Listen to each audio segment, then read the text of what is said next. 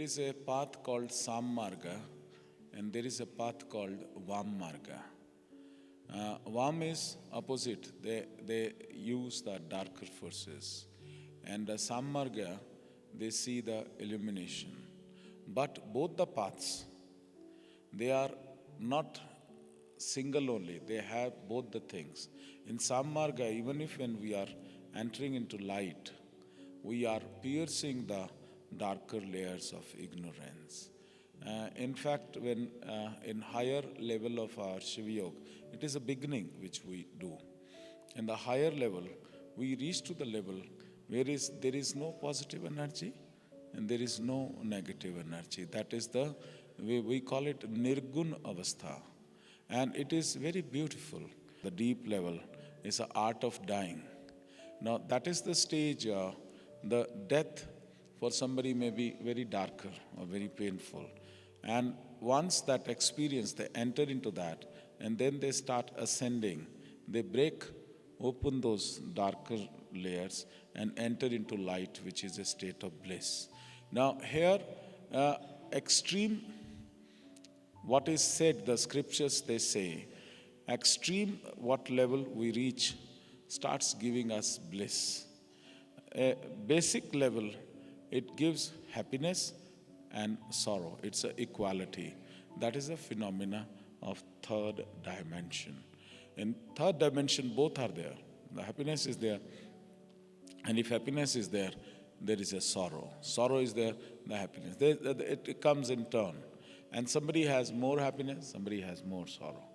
But as you raise your consciousness, then the happiness starts becoming more and sorrow becomes less.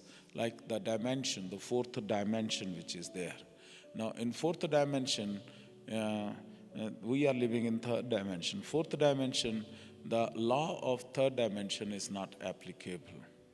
Like I said, the yogis, when they enter into fourth dimension doing Shiva Yoga, the body lifts. The first is the levitation which is there. My guru used to go for morning walk in the sea beach, and he would walk on the sand and then start walking on the water. And he'll go very deep walking on the water and come back. He used to take a stroll on the water. So it is because during his living time, he had merged himself into the fourth dimension or higher dimension. And it is how your atoms, how your cells, they start vibrating at a much higher frequency. So fourth dimension, it is less of sorrow and more of happiness. You go to higher and higher, then one thing starts, lesser. And there, the happiness and sorrow disappear, and at a much higher level, it is a state of bliss. Now, opposite to bliss does not exist. And a stage comes where it is a shunya. Although we say it is a shunya, although we say it is a zero, but even there also, there is a little seed of, positive and negative is still there. That is what is the Shiva. Shiva in the physical form has the saguna. Saguna means all the gunas are there, the positive and negative, it is there. And as from the form he enters into the formlessness, that is we call the light. And the first is the bright illumination. The bright illumination, and then when you go further higher, now it is a nirguna state. That is the state of shunya. That is the state of self-realization.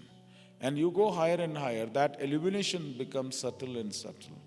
And then it becomes a state of nothingness. Now, these are the experiences which in our Shiva Yoga we practice, and we do it in the higher and higher sadhanas which are there.